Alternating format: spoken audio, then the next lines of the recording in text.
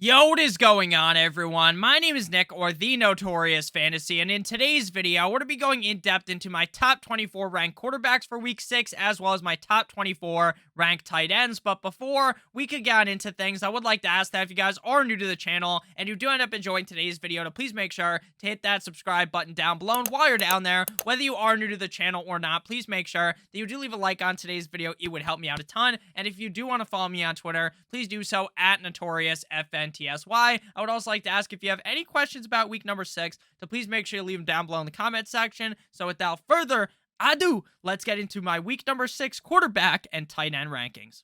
We begin with quarterbacks 1 through 8, headlined by Josh Allen of the Buffalo Bills, going up against the Kansas City Chiefs this week in Kansas City. This matchup between the Buffalo Bills and the Kansas City Chiefs is super exciting. This is a game that should be the highest scoring matchup on the week. This is a rematch from the playoffs last season. This game is the game of the week. So Josh Allen up against the Kansas City Chiefs. It should be no surprise that he's ranked as my number 1 quarterback on the week. Through the first 5 games of the season, he is the quarterback number 1 in all of fantasy football. In every single one of his games this year, he has been a top 5 quarterback. And in this matchup up against the Chiefs, in what I believe will be a firefight, a very high scoring tit for tat back and forth affair, I love Josh Allen. Next up, we move to Patrick Mahomes of the Kansas City Chiefs in the exact same game, going up against the Buffalo Bills. Now, right now on the year, Patrick Mahomes is the quarterback number 4 in fantasy football, but here, I think he finishes higher than that, and I honestly would not be surprised if he was the number 1 quarterback at the end of the week, just like he was in week number 1 up against the Arizona Cardinals. Again, this matchup just reeks of points. You can sniff it right through the fucking screen. I love Mahomes and Josh Allen in this game. To me, they are the clear number 1 and number 2 quarterbacks for week number 6. At number 3, we have Jalen Hurts of the Philadelphia Eagles going up against the Dallas Cowboys in prime time on Sunday night football. Jalen Hurts is currently the QB3 on the season. The Dallas Cowboys will be a tough matchup for Jalen Hurts, but at the end of the day, this offense is just so fucking good. A.J. Brown is amazing. When Devontae Smith is on, the guy's on fire. They have Dallas Goedert. They have some other players as well, like Quez Watkins. They have a great running back in Miles Sanders. And Jalen Hurts has looked fantastic. And even in the games where he doesn't put up like 50-plus rushing yards, he is still hanging a crazy point total on these teams. So I do fully expect Jalen Hurts to be a great quarterback start this week as my QB number 3. At number 4, we have Lamar Jackson of the Baltimore Ravens going up against the New York Football Giants in MetLife. The Giants as a whole has been one of the biggest surprises of this season. I don't think anyone would have projected them to go 4-1 through the first 5 games of the season, and I'm not even sure most fucking Giants fans would have believed that was actually possible. Through the first 5 games of the season, Lamar Jackson is the QB number 2, but through the last 2 games, last week up against the Bengals, he was QB 15. Week 4 up against the Buffalo Bills, he was quarterback 19, but I think he gets back on the saddle this week up against the Giants and puts up a masterclass of a performance. All of these quarterbacks ranked inside the top 4 are arguably up to potentially win the MVP of the NFL this year. It doesn't seem like Mr. Discount Double Check Aaron Rodgers is going to win the MVP for the 3rd fucking time in a row. I like all these guys. To me, they are extremely close, but I do definitely prefer Josh Allen and Patrick Mahomes just because that game environment could be super high scoring. At number 5, we have the old man, the GOAT, Tampa Bay Tom Brady of the Bucks going up against the Pittsburgh Steelers. Now, to start the year off, Tom Brady was struggling, as was this team, but recently they have found their feet after Tom Brady ends up divorcing his wife. QB4 in week 4 up against the Chiefs, and QB7 in week 5 up against the Atlanta Falcons. We just saw Josh Allen and the Buffalo Bills run a train through the Pittsburgh Steelers. Tom Brady is finally getting everyone healthy around him. Leonard Fournette had a great game last week. Now they have Chris Godwin, who should be playing, Mike Evans. All of the fucking Avengers are assembling together to beat the dog shit out of the Pittsburgh Steelers. I love this game for Tom Brady. It just is crazy because there's 4 other matchups that I like better. So Tom is QB5, but there's nothing wrong with that. I bet he has a huge game up against the Steelers. This defense is nothing without TJ Watt. At number 6, we have Justin Herbert, the pervert of the LA Chargers, going up against the Denver Broncos on Monday Night Football. Everyone is just elated to watch the Denver Broncos yet again on primetime in back-to-back Michael Jordan 96-97 weeks. Now, after Justin Herbert, the pervert, ended up getting hurt, I think everyone, including myself, was extremely nervous about what Justin Herbert could do, but even though he's been banged up, he is currently the quarterback number 10 in fantasy football right now. Now, the only sole bright spot in this Denver Broncos offense, or on this Denver Broncos team, the Denver Broncos offense doesn't really have too many bright spots, but the team as a whole, their biggest bright spot is the defense. Their defense is legitimately good, but can the defense stop the offensive wrath, the offensive firepower of the LA Chargers? Now, Keenan Allen might play, he might not play. It's a wazi, it's a woozy. I don't personally care. I still think Justin Herbert, the pervert, goes balls deep in that Denver Broncos defense. At number 7, we have the short king himself, Kyler Murray of the Arizona Cardinals, going up against the Seattle Seahawks. Next week, we see Modern Warfare 2, Call of Duty Modern Warfare 2, version 2, because the original one came out when I was like 10 years old. Now I'm 23. You know, maybe next week we might want to worry about Kyler Murray because we know the guy's a Call of Duty addict. But this week, there's no Call of Duty, and they get the Seattle Seahawks. Now, this Arizona Cardinals team has been getting body bagged by most people. Most people are shocked that the Arizona Cardinals aren't playing better, but even though Cliff Kingsbury doesn't know his head from his ass, Kyler Murray has still been successful through the season, ranking right now as the QB number 6, which is around where he was getting drafted in fantasy football drafts just a couple of weeks ago. I like him up against Seattle. I do expect this to also be a pretty high-scoring game because the Seattle Seahawks offense is amazing, and their defense is the exact opposite. That defense is no bueno, and spoiler alert, we're going to be talking about Geno Smith pretty soon. To close out the top 8, we got Joe Burrow, Joe Shiesty himself of the Cincinnati Bengals, going up against the New Orleans Saints, currently the quarterback number 7 in fantasy football. Last week up against the Ravens in prime time, 24 of 35 for 217 passing yards, 3 rushes for 6 yards, 2 touchdowns, 1 INT, 18 fantasy points, and the quarterback number 8. Now, going into the season, the Saints defense looked like a tough puzzle to crack, right? It looked like, oh, the Saints defense is going to be legit.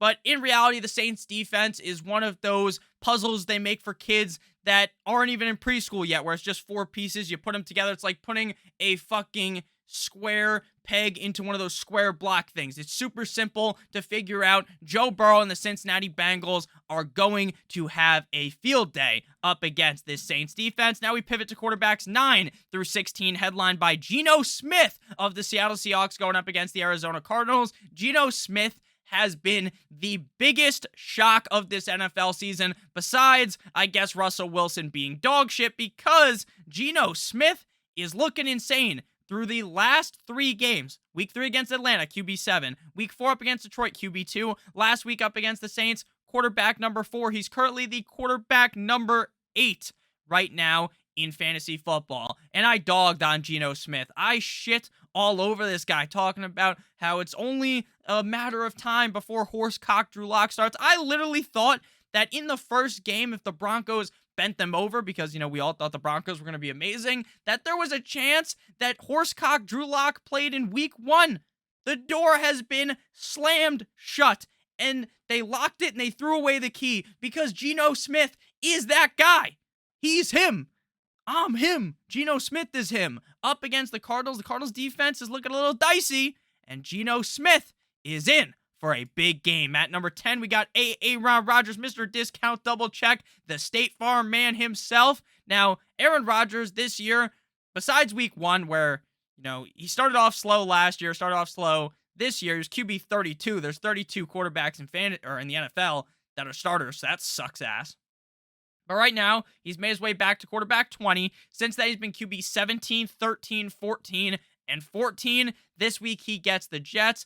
The Jets defense did look good up against the Dolphins' third-string quarterback, but Aaron Rodgers is significantly better than the Dolphins' third-string quarterback, and I think Aaron Rodgers fits pretty safely here inside the top 10. The Jets are riding at an all-time high. I think the Green Bay Packers knock them down a peg and just torch them. I mean, the Jets are riding so high. The Packers just lost to the fucking Giants in England. So I think there's a big bounce back spot here for Mr. Rodgers. At QB number 11, we got Kirk Cousins, Mr. You Like That of the Minnesota Vikings, going up against the Miami Dolphins. Now, Kirk Cousins has to be one of the most boring quarterbacks in all of fantasy football. The guy finishes most weeks as like the range of quarterback 9 through 15. You play him, he doesn't really win you your week. He doesn't fuck you over, doesn't have any rushing upside, but he has the upside to throw 3 touchdowns because of how good the weapons are around him. Now, the Miami Dolphins defense got absolutely skull-fucked last week by the Jets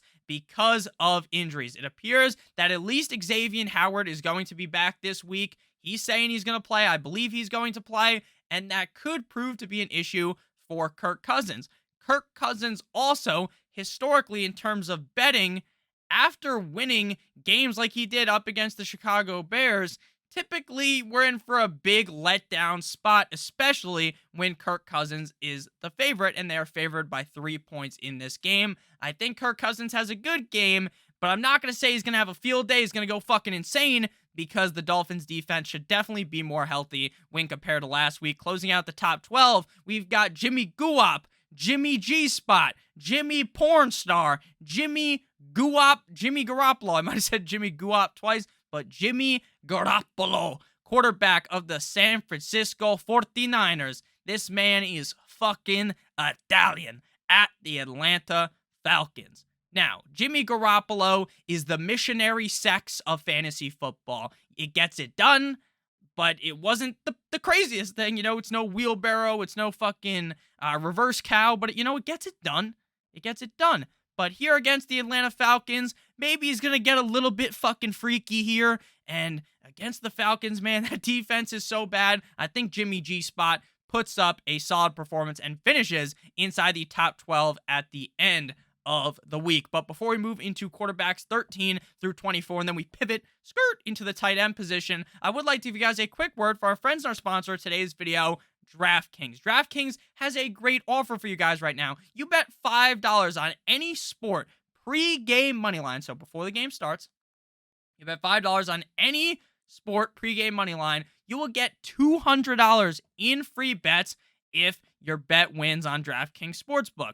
Now, your bet has to win. So my best bet would be on college football. I think that's the best way to do it. So you want to go with the big favorites. Texas money line, minus 740 against Iowa State.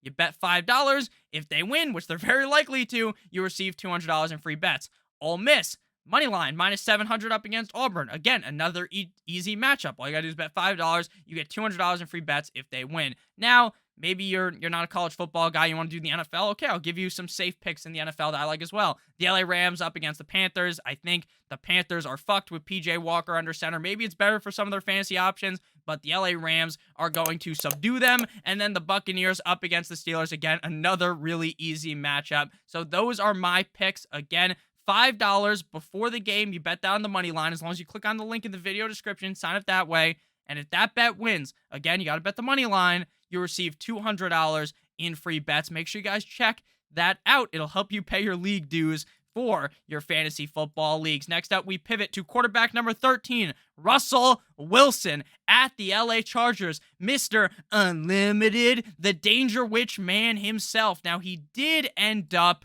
getting hurt last week. He has practiced in limited fashion, practiced limited on Thursday. Things aren't the best for Mr. Russell Wilson. He's been a top 14 quarterback twice, currently ranks as the QB 18.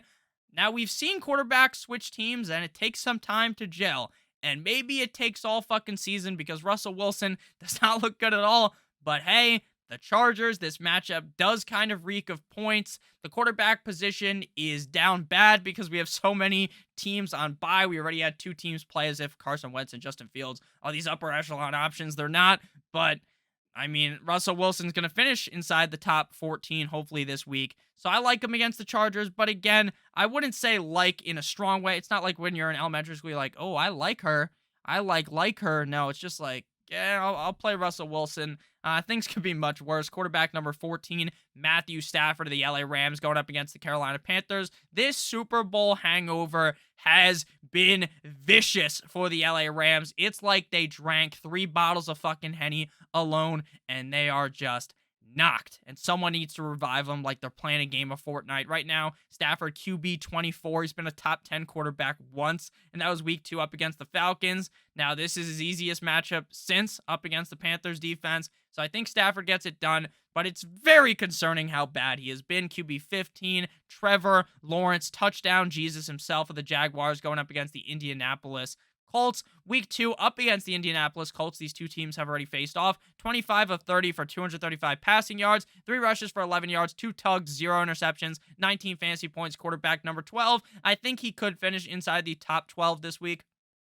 I've got him ranked at quarterback 15, but I don't think that's egregiously low. The Colts look bad. If you're listening to this on a podcast, make sure you give that 5-star review, but I'm shaking my head aggressively. No bueno. This Colts defense has been. The Colts defense, a lot like the Saints, very big hopes, hopes for that defense, and the defense has been a big letdown. So I like Lawrence in this game. QB 16, Jacoby Brissett of the Cleveland Browns going up against the New England Patriots. Now, again, Jacoby Brissett is one of those guys that I was just shitting on all off season long. Then week 1, he looks bad against Carolina. I'm like, wow, look how correct I was. But after that, QB 16, 12, 16, and 16, he's kind of just a lock to be a top 16 quarterback. And now that I say that, he's going to finish as like quarterback 17 or some shit. But the Patriots defense looked good up against the Lions. But I think the Browns are just a whole different fucking animal. They're not an animal like the Lions are, but you get what I'm saying. They're a whole different beast. They're a better team. So I think Jacoby Brissett gets it done again. He's not going to do anything special, but he's going to be decent enough to be start-worthy for fantasy football. Next up, we pivot to quarterback 17 through 24, and then we're going to get into the tight ends. 17, Daniel Jones, Danny Dimes, Danny Fumbles, Danny Jones, DJ himself, quarterback of the Giants going up against the Ravens. This Ravens defense is not soaring like a real Raven would. This defense has looked bad, but at the same time, do you really expect much out of Daniel Jones? His best finish on the year, QB 8. Right now, he's the quarterback number 14, but I feel like that's a little bumped up because he hasn't really been all that good. He's more like the quarterback 18 to 22 every single week. He's, again, nothing special about him. He's got crazy rushing upside. This team does look good. Like, this team is live, in my opinion, to beat the Baltimore Ravens, not necessarily because they are a better skill group than the Ravens, but because of how good the coach Brian Daboll has been. Once you're in this range, you're kind of shit out of luck, but hey, I still gotta rank him, and I gotta talk about him. I think Daniel Jones is just all right. The MILF Hunters up next at quarterback 18, the Jets going up against the Green Bay Packers in Green Bay. QB 11 in week 4, QB 17 in week number 5. Zach Wilson is in a spot where, again, I really think the Jets are in a big letdown spot up against the Packers. The Jets have yet to beat a starting quarterback in the NFL. They lost to Lamar. They beat Jacoby Brissett. They lost to Joe Shiesty. They beat Kenny Pickett. And they beat Skylar Thompson. This week, they've got the grizzled veteran Aaron Rodgers. Good luck. But the MILF Hunter himself, Zach Milfson, has looked good. I'm not going to discredit him because I like the Dolphins, right? I like to shit on Zach Wilson, but he's been good. He's been good. But again, this Packers defense has been kind of iffy. I think this is their spot to bounce back. Number 19, we got Marcus Mariota of the Atlanta Falcons going up against the 49ers. Now, last week, I was worried about Mariota because he's playing up against the Bucs defense, and he basically gave me the double deuce, or the double middle finger like Eli Manning did on the Manning cast last year. He was QB 10. The guy throws the ball like 20, 25 times a game, completes like 150 to 220 passing yards, but he just runs enough and throws a touchdown, doesn't make a lot of mistakes to where he's good for fantasy. But this Niners defense is very scary. It's even scarier than waking up to a text from your stepsister where she tells you she's pregnant. So Marcus Mariota is, he's looked good, but, still my stepsister. Quarterback number 20, Matty Ice Baby. Does he even deserve that nickname anymore? Matty Icy Hot of the Colts going up against the Jaguars. played like ass against the Jaguars the first time. Quarterback 31. Maybe he gets his revenge, but this Colts team has been a little stinky. And by a little stinky, I mean it smells like, I don't even know. Just whatever you imagine the worst thing smelling like, that's what it smells like. Matty Ice. No bueno. But I guess if we want to talk about them, like, hey, maybe the Jaguars defense is on a decline. Maybe the Colts are bouncing back with Jonathan Taylor. Maybe things get better. I mean, it's hard for things to get worse for Matty Icy Hot. Next up, we moved quarterback 21, Kenny Pickett of the Steelers, going up against the Bucks. He's been quarterback 18 and 19 through his first 2 starts. Think he's going to play decent here, but the Bucks defense is really good. He's going to throw the ball a ton, probably get a couple touchdowns, maybe a touchdown or 2. I don't expect them to be anywhere near close in this game, but I do think Pickett is good enough to be start worthy in a lot of games later on in the season. But right now he's in a tough patch. The Bucks, the Dolphins, the Eagles. Good luck, Kenny Pickett. At 22, we got Bailey Zappi. Now this is where things are really downhill. The Zappinator. Bailey Zappi, get to the chopper. That's actually the Zappinator. That's a good nickname. I just thought of that one on the spot, but Zappi looks like Discount Mac Jones. I'm looking at a picture of him right now. Google Bailey Zappi. This guy looks like Discount Mac Jones. He's good in real life. They're winning games, but fantasy football QB 31 and 25. Not the best. Quarterback 23, we got P.J. Walker, XFL legend himself. P.J. Walker does have a lot of rushing upside. P.J. Walker is a decent quarterback, though he is playing up against the Rams. I know, Nick, the Rams haven't been very good, but the Rams are going to look like the fucking Super Bowl team they were last year when you play up against an offense and a defense like the Panthers. Quarterback 24, we got the king of Dallas, Cooper Rush. Cooper Rush has put up some solid performances. He was quarterback 13 in week 4, but that was against the Commanders. Last week against the Rams, he was QB 31. This week he gets the Eagles. I'm not expecting him to have all that good of a game because of how stout the Eagles defense is. But again, there aren't very many options after Cooper Rush. After Cooper Rush, we see Andy Dalton, Skylar Thompson. No bueno. No bueno. So now we move to the tight end position, headlined by, you guessed it, I mean, everyone could have guessed this, right? Travis Kelce of the Chiefs going up against the Buffalo Bills. Tight end 1, 14, 3, 3, and 2. This matchup reeks of points again. Very obvious why you want to start Travis Kelce. The man had more fantasy points than fucking yard. He had more fantasy points than yards last week, and those numbers were incorrect. He was actually tight end 1, 15, 3, 3, and 2 in half PPR. He's the tight end 1 in half PPR. No need to go on a fucking tirade about how good Travis Kelce is. Let me just suck this guy's cock metaphorically. We all know how good he is.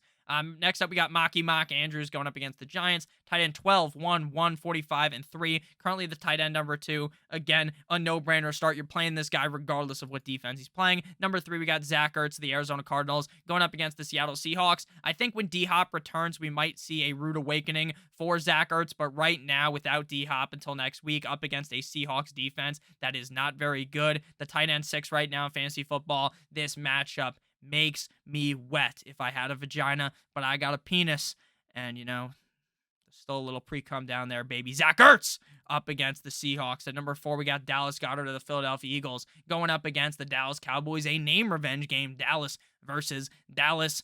Again, this team is pretty loaded. They do have A.J. Brown, they have Devontae Smith, but somehow, some way, Mr. Jalen Hurts deep down still loves his boy, Dallas Goedert, and he feeds him a decent amount. Tight end 5 right now in half PPR. The matchup against Dallas isn't the most ideal, but again, the tight end landscape is not very good. Like, after you get past these 8 guys, it's a legitimate wasteland. So I hope you have one of these 8 guys. Tight end 5, Tyler Higbee of the LA Rams going up against the Carolina Panthers. Currently listed as questionable. He had an ankle injury, returned to practice Thursday. I think he's going to end up playing on Sunday up against the Panthers. Now, he's yet to score a touchdown on the season, but he is averaging 9, 10, 11 targets per game. So he's going to continue to get peppered. The Panthers defense is ass. So I just keep expecting Tyler Higbee to be a guy you want to rely on in your lineup. Next up, we move to QB6, tight end number 6, Gerald Everett of the LA Chargers. Now, this guy has been very up and down. Tight end 4, 11, 33, 4, and 51. He's currently the tight end 9 on the season. Keenan Allen may return. He may not return again. You might as well flip a coin trying to figure out if that motherfucker is going to be active. But at the end of the day, Gerald Everett is still going to be a piece in this offense. I know the Denver Broncos defense is decent, but I think Justin Herbert, the pervert, lays a pipe to that ass like he's a plumber, and I think Gerald Everett is a big part in that. Next up, we move to tight end number 7, and this guy's impossible to rank. He really is. I could see him being the tight end 1. I could see him being tight end 41 because he's not given very many opportunities, but he normally just has a fucking Thanksgiving feast when he is given the opportunities. He was the tight end 1 in week 5, tight end 3 in week 1, tight end 14 in week 4. You just got to keep playing him. It's disgusting. Disgusting. It really is, but it is what it is. You're still going to roll him out. Tight end 8 to close out the top 8. David Njoku of the Cleveland Browns going up against the New England Deflatriots. Currently the tight end number 8. Now, I really did, again, I've talked about this a bunch. I thought it was a fluke after that Steelers game. Like, no way he's getting 10 targets again. No, he hasn't gotten 10 targets again. 7 and 6 the last 2 games, though. Tight end 16, tight end 6.5 PPR. The guy's clearly a viable option in this Browns offense. Maybe things change when Watson returns. But right now, with Jacoby Brissett under center, you got to keep relying on David Njoku. And here is where all hell breaks loose. Tight end number 9 of the San Francisco 49ers, George Kittle. Nick, I drafted George Kittle as the tight end 3. Why is he ranked so low? Because he's been tight end 23, 37, and 22. The guy is about as reliable as trying to use Sunday Ticket on a Sunday, because that shit is always not working. If anyone has Sunday Ticket, like I do, you know what's up. That's not a joke for everyone, but it is a joke of a product. Unless they sponsor me, then of course I'll shill for him. Tight end number 9, George Kittle. No. Now, this game against Atlanta, here's the bounce back game. So you got to rank him in the top 10, but he has not been that guy as of recent. Next up, we move to tight end number 10, Hayden Hurst. Hayden Hurst, speaking of being that guy recently, Hayden Hurst has been that guy. Tight end 10 in week 4, tight end 4 in week number 5. Things are looking bright for Hayden Hurst. It seems like Titty Boy Higgins is not going to end up playing, which is bodes even more possibilities for the upside of Hayden Hurst, the Ginger Man himself. So we're going to roll out Hayden Hurst with confidence. He is questionable, but I think he will play. At number 11, we got Will Dissly of the Seattle Seahawks. For some reason, this man's been a top 10 tight end 3 times. Geno Smith loves to throw the ball to the tight end. So I'm going to roll him out. The Arizona Cardinals are dog shit against the tight end. I think they rank 31st against the tight end. So perfect matchup there from Mr. Dissly. Tight end 12, Evan Ingram, Easy E. Evan Ingram got 10 fucking targets last week for 69 yards. Very nice. I like my wife. Tight end 8. Keep seeing this much volume, go ahead and roll him out. I mean, against the Colts last time, he was tight end 14. So I think he's pretty reliable. Tight end number 13, we got Kyle Pitts, the opposite of reliable, going up against the 49ers. The battle of mid. Kyle Pitts versus George Kittle. Drafting Kyle Pitts feels like getting sodomized in the asshole all night long. And I don't like getting sodomized in the asshole, okay? Kyle Pitts has been bad. 1 week inside the top 10, and it seems like that was a farce. This sucks. This sucks. Both Kittle and Pitts screwing you over. Up against the Niners defense, it's hard to see a huge game. Robert Tonyan, Big Bob Tonyan, tight end 14. He's the tight end 17 on the season. Again, this range of tight end is fucking disgusting. He gets the Jets. I think he could score here. He hasn't been scoring recently. Last week, 4 of 4, 4 for 4 like he's at Wendy's, 23 yards, 4 fantasy points. Tight end 23. Again, we're in the range where things get disgusting, but I do like the matchup against the Jets. Tight end 15, Irv Smith Jr. of the Minnesota Vikings going up against the Miami Dolphins. We've seen the highest of highs with Irv Smith, tight end 3, week 2. We've seen the lowest of lows, tight end 60 in week 1. Currently the tight end number 19. The Dolphins defense is not the best up against the tight end, so that's why I do have Irv Smith at 15. At number 16, we have Tyler Conklin of the New York Jumbo Jets going up against the Green Bay Packers in Green Bay. Now, I was pretty confident in Tyler Conklin going into the last week, but he put up a big fat goose egg, a dud, 1 target, 0 receptions. But even with Zach Milfson, he has been solid. Week 4 against the Steelers, 5 targets, 3 receptions, 52 receiving yards. I think he hops back on the saddle and has a bigger performance this week to close things out. We got tight ends 17 through 24, starting with Dawson Knox one time, if you are with me. Now, Dawson Knox does appear that he's going to be good to go on Sunday. Is that a lock to happen? It appears like it, but I'm not betting my life on that. This guy has been the opposite of what I thought he was going to be. I talked about, oh my God, they paid him the big bucks. He was tight. He was scoring so many touchdowns last year. That's bound to maybe at least somewhat keep up. Hasn't. I scored through 4 games. He missed last week against the Steelers. He has scored, you guessed it, 0 touchdowns. 0 fucking touchdowns. But hey, if there's ever a time to bounce back, it's up against the Chiefs in an absolute barn burner. At number 18 again, these guys are just disgusting. Hunter Henry, tight end 12, looking like he's seeing more targets with Zappy, with Mac Jones 3, 1, and 1 targets, so that's 5 total targets. He had 5 fucking targets last week against the Lions in just 1 game, so Zappy likes to throw the ball closer to him. He's a rookie. He's probably shitting himself.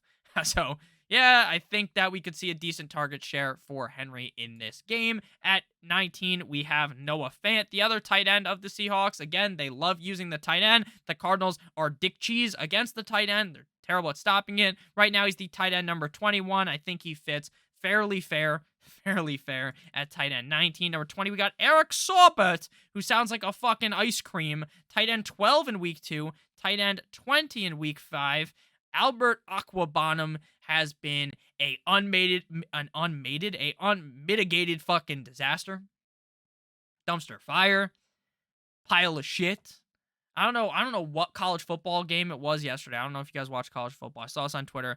They have the horses run onto the field, and the horse was just shitting repeatedly as the horse was running onto the field. It was very funny. That's what Alberto has done to us. Shit directly on your lineup. Saubert, though, looking like the new king. At number 21, we got Daniel Bellinger of the Giants going up against the Ravens. We've seen him see like 3-4 targets a game. You're going to need him to find pay dirt for him to be useful, but this Ravens defense is no bueno. So 21 at Daniel Bellinger. Number 22, we got Zach Gentry here. We're just digging for gold here. Pat Freiermuth is not going to be playing on Sunday. Last week without Freiermuth, Gentry was tight end number 15. 6 targets, 5 receptions, 43 receiving yards. Kenny Pickett likes to throw to the tight end. The Bucs defense is not the greatest up against the tight end. This is a 4-star rating matchup according to Fantasy Pros. I don't necessarily believe in everything they have written down, but I do think that tight end Zach Gentry could have a big game here. Again, this range is... it's just bad, and again, I feel bad. It's like, oh, Nick, stop saying this range is bad. We already know it. Well, I just want to further fucking reiterate because it's disgusting back here. Disgusting.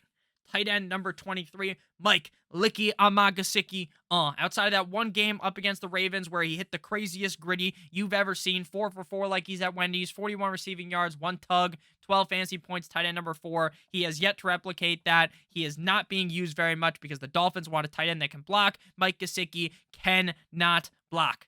Can't block. So, Gesicki, tight end 23. If he scores, sure, but like, what are the odds of that? Pretty low. Final guy here, tight end 24, my guy, Mo Cox, Mo Alley Cox, tight end of the Indianapolis Colts. Now, this motherfucker shows up like twice or 3 times every season where he just drops a deuce on a defense. He did it week 4, tight end number 2. He's bound to do it again. I don't think it's this week against the Jaguars, but you never know with Mo Cox. So thank you guys all so much for watching today's video. If you did end up enjoying, make sure you hit that subscribe button down below as well as hitting that like button. I would appreciate it a ton. I love you guys all so much. I hope you all have a great rest of your guys' day. And as always, good boy. Make sure you check out DraftKings as well.